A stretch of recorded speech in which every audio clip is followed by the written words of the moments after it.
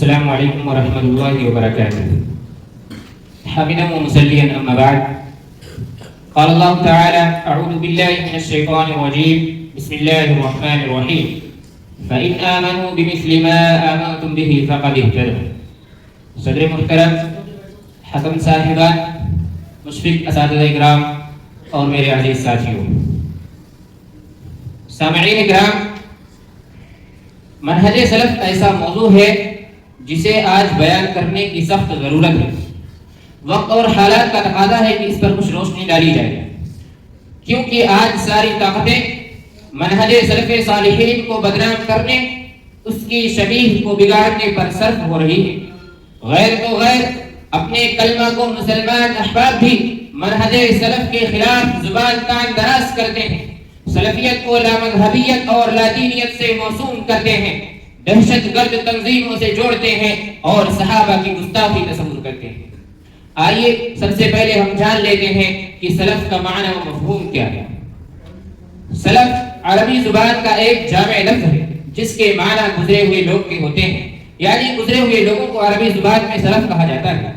اصطلاح میں سلف کہتے ہیں صحابہ، تابعین اور تبع تابعین کو، یعنی اسلام کی 3 ابتدائی صدیاں جن کی فضیلت و برتری کی شہادت خود اللہ کے نبی جناب محمد رسول اللہ صلی اللہ علیہ وسلم نے دی ہے.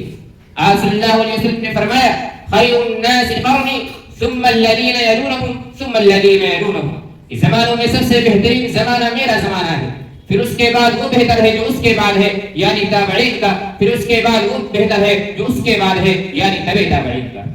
اس حدیث پاک میں اللہ کے نبی صلی اللہ علیہ وسلم نے صحابہ کے زمانے کو سب سے افضل و بہتر قرار دیا ہے، پھر تابعین کے زمانے کو، پھر اس کے بعد تبع تابعین کے زمانے کو افضل کہا ہے. معزز سامعین، سلفیت کی تاریخ بہت قدیم ہے.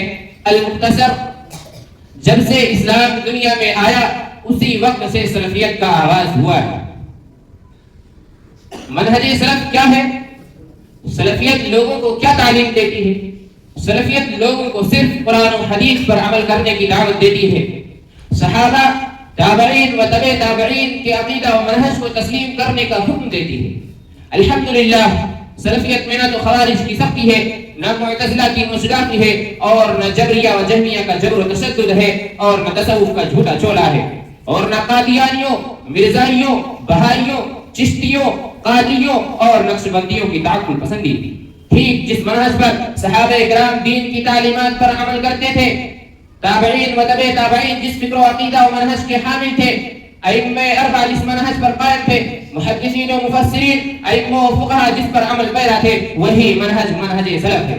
اور جس کے عاملین و متمسکین کو اللہ کے نبی جناب محمد رسول اللہ صلی اللہ علیہ وسلم نے جنت میں داخل ہونے کی ضمانت دی ہے. آپ صلی اللہ علیہ وسلم نے فرمایا بنی اسرائیل کی قوم 72 فرقوں میں تقسیم ہو گئی اور میری امت 73 فرقوں میں تقسیم ہو جائے گی، اور سب کے سب جہنم میں جائیں گے سوائے ایک جماعت کے.